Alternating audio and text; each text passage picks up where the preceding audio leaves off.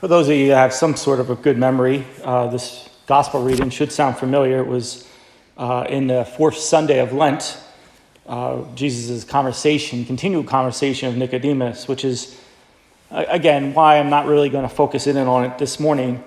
Instead, we're going to focus in on the Acts of the Apostles for the next couple of weeks, because this is really the only time of year where we get the Acts of the Apostles. The rest of the time, it's during the Easter season is when it's heavily featured. And as I told the people in Ashland yesterday, we got to remember the purpose of the Acts of the Apostles. First of all, it's part 2 of Luke's gospel. Okay, that's how you have to read it. Okay, this is volume 2. Okay, and again, the focus, believe it or not, is on the person of Jesus Christ.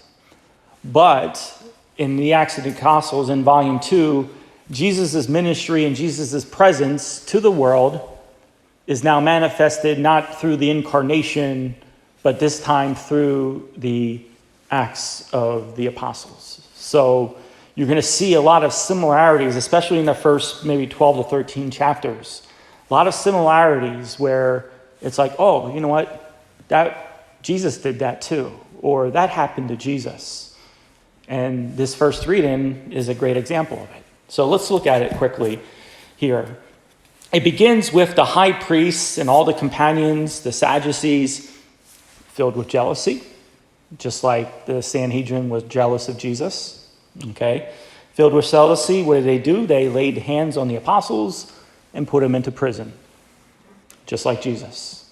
Okay, again, so similarities here. However, during the night, the angel of the Lord came, opened them up, let him out, and said this. This is important.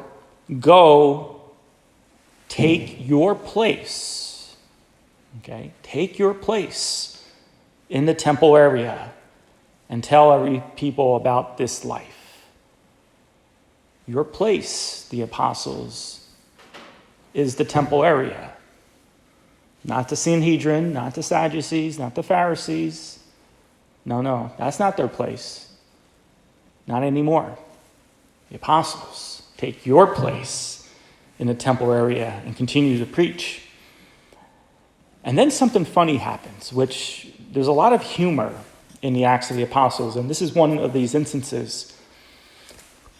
The high priest and the companions, they convened the Sanhedrin. So think of formality here. Think of high status. Along with what? Along with what the Senate, of the children of Israel. So look how official and prompt and circumstanced this is. They're getting together in a very formal way.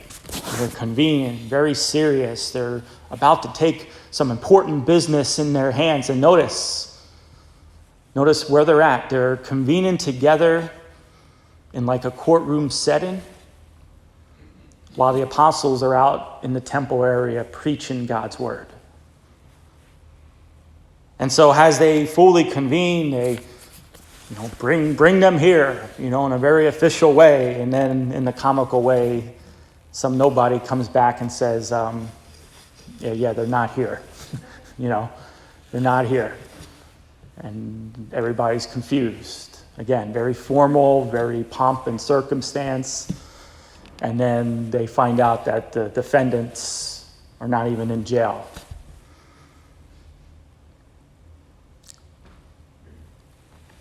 At the very end of the first reading, the men who you put into prison are in the temple area and they're teaching the people again.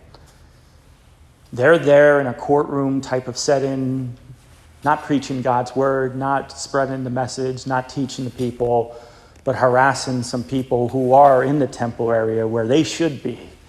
They're in the temple area. They're preaching.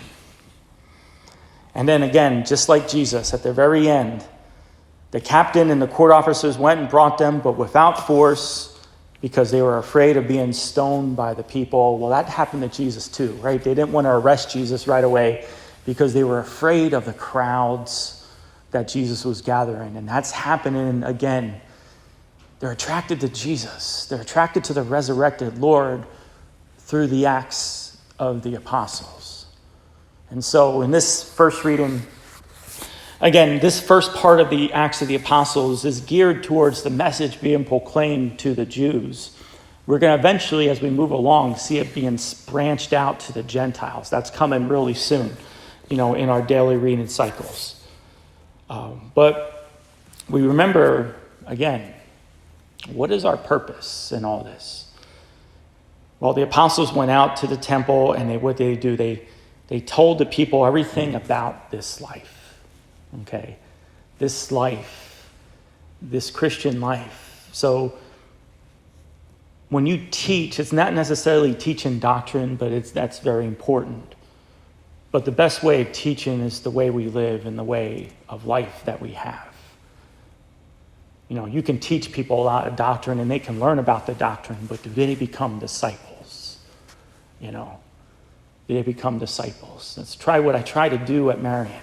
Not necessarily teach them about religion, but form discipleship. That's what it's all about. It's hard work because it's a lot of accountability on our own part. We got to be in love with the life. We got to live the life, and that's how we're going to win souls over. May God bless you.